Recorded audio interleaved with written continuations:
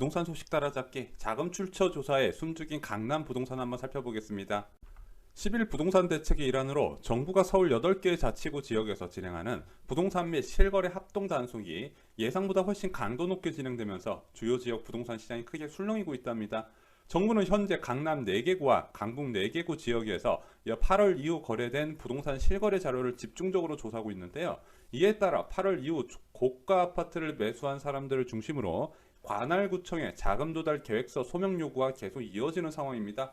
주로 자금 출처가 명확치 않거나 편법 증여 등이 의심스러운 경우가 많은 것으로 알려졌는데요. 특히 자기 자금 조달 능력에 비해서 대출을 과도하게 받아 집을 샀거나 미성년자 20, 30대가 고가주택을 매수한 경우 등을 집중적으로 파헤친 것으로 나타났습니다.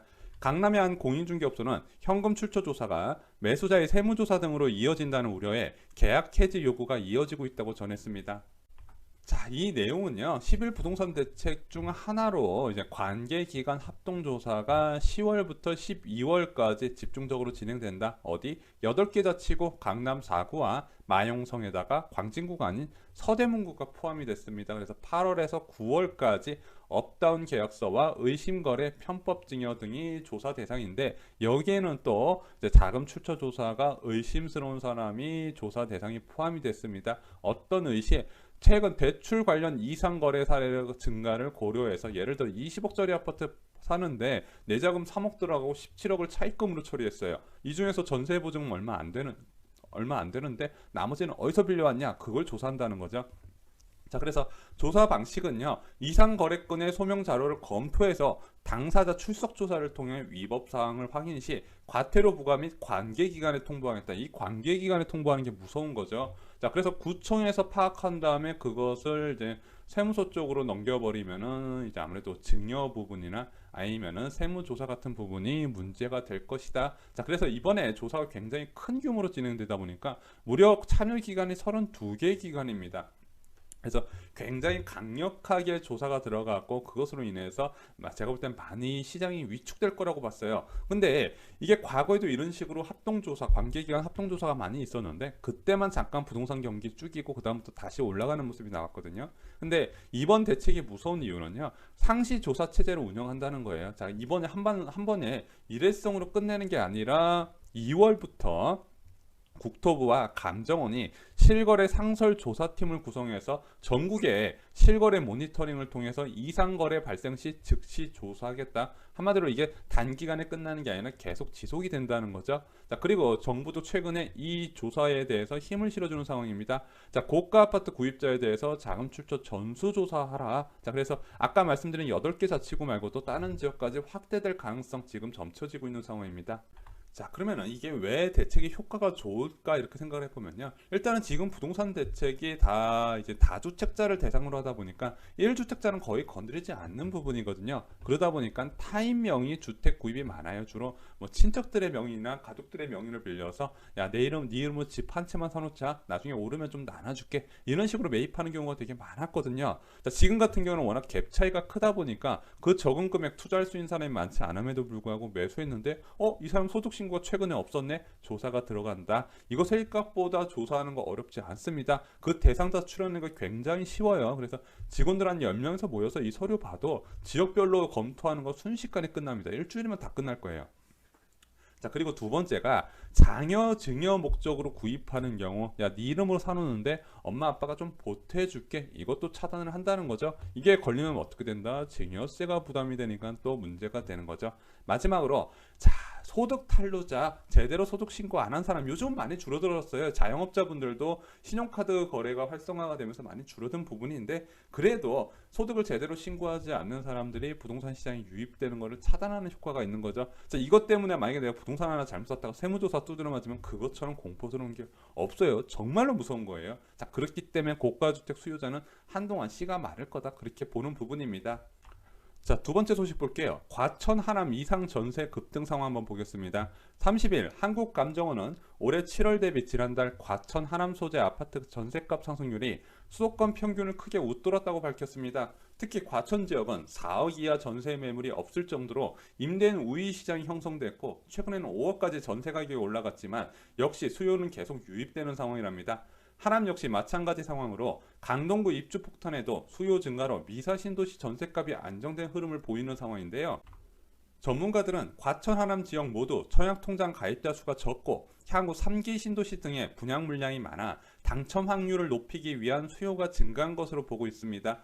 과천 7천 가구, 하남 3만 2천 가구는 3기 신도시 예정지로 2021년 말까지 신규 아파트 분양이 예정되어 있는데 분양가 상한제가 적용돼 시세보다 저렴하게 분양받을 수 있어 시세 차익이 클 거란 기대감에 미리 이사를 간다는 거죠. 자, 그럼 얼마나 올랐나 보겠습니다. 이게 한국감정원 주간 아파트 가격 동향인데요. 와, 과천의 상승률이 1%가 넘습니다. 10월부터 1%대, 거의 0.9%대인데 이 정도면 거의 제가 폭등이라고 말씀을 드렸어요. 자, 하남시 지역도 볼게요. 하남시 지역도 거의 1% 가까이 0.5에서 0.6% 올라가고 있더라. 이 정도면 아파트 단지별로 전세 가격은 1, 2천만 원에 한 달씩 오른다 보시면 될 것 같아요. 자, 이게 많이 오른 거냐? 경기도 평균이랑 비교해 보면요. 경기도 지역이 0.16%, 0.13% 상승했는데 그거에 비해서 6배, 5배 이런 식으로 상승하다 보니까 이 지역에 뭔가 있더라. 뭐가 있겠니? 3기 신도시 분양받으려고 그런 거지. 그런 식으로 수요가 빨리빨리 몰려들었다는 거죠. 지금 예정지는 이제 2021년부터 분양 예정이라는데 지금 들어가면 얼추 아다리가 맞겠네? 그 수요가 몰렸다는 겁니다. 자, 그래서 수도권 주요 신도시 현황 그중에서 3기 신도시를 보면요. 제일 핵심이 이제 하는 남양주 왕숙이 6만 가구 규모로 가장 크고 하남 교사가 3만, 고양 창릉도 3만 규모입니다. 과천동은 7천 가구 정도밖에 안 되는데 자, 보면 이 하남하고 과천에 아무래도 전세 가격이 오르면서 수요가 많이 몰렸다. 생각보다 창릉이 인기는 많지는 않네요. 아무래도 신축 아파트 가격이 고양 쪽 신도시보다는 하남 쪽 신도시 가격이 더 높게 형성될 거란 기대감 때문에 그런 것 같습니다. 자, 저희 쇼킹 부동산에서 신규 택지로 기회가 가장 많은 지역 3개 지역을 꼽아드렸는데 1위가 어디였냐? 바로 과천 지역이었습니다. 7천호밖에 뽑지 않지만은 인구가 5만 8천밖에 안 돼서 이 아파트 청약에 55명이 응시할 수 있더라. 자, 물론 이 하남시가 41명으로 더 적지만 아무래도 아파트값 상승률이 과천이 훨씬 높을 거라고 누구나 예상할 수 있는 부분이잖아요. 자, 그러다 보니까 과천 쪽에 미리 이사를 가는 겁니다. 물론 과천은 이거 말고도 지식정보타운에다가 게다가 과천 구도심 재건축 사업도 많이 있고요. 과천 주암지구 원래는 이제 기업형 임대 지역으로 단지로 만들려고 했는데 그 기업형 임대 상품이 지금 현재 정부 들어와서 거의 폐지되다시피 하니까 일부 도시 계획이 변경돼서 분양이나 다른 좀 이제 민간 분양으로 나올 가능성이 제기되고 있습니다. 여기에 3기 신도시까지 나오다 보니까 우와, 과천 지역에 청약통장이 있으면 로또다, 이런 분위기가 많이 깔려 있는 것 같습니다. 자, 이 지역 이사 가서 얼마나 살면 되나요? 1년만 살면 되잖아요. 자, 그 1년만 살면은 1순위 청약이 있는데 자, 이것이 얼마나 로또스럽습니까? 자, 아마 이 과천 지역에 있는 분들은 이 과천 재건축 아파트 넣지도 않을 거예요. 실제 대부분 미달이 나고요. 왜냐? 공공분양 놓겠죠. 자, 그리고 2위가 어디냐면 제가 하남시를 말씀드렸습니다. 인구가 26만 밖에 안 되는데 3만 2천호로 공급한다. 자, 그런데 이 중에서 30%가 지역 우선적으로 배당이 되죠. 그래도 적은 부분은 아니에요.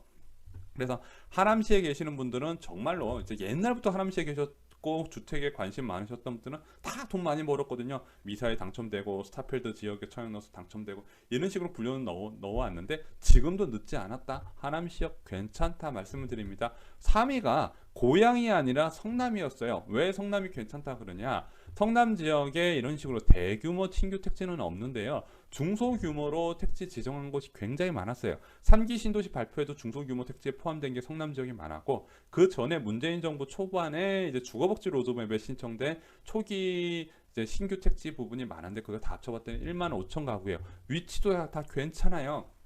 게다가 이거 말고 성남 구도심이 전체가 거의 뭐 재개발 지역이다 보니까 앞으로 이제 민간택지 분양가 상한제 거기까지는 안 되겠구나. 허그에서 분양가 통제한 저렴한 분양가에 재개발 입주 물량이 많이 있을 거다. 기회가 많을 거다. 그래서 3개 지역으로 이사 가라고 말씀을 드렸습니다. 지금도 안 잊어버리셨죠? 이상으로 쇼킹 부동산 마칩니다. 좋아요, 구독, 공유 꼭 부탁드립니다.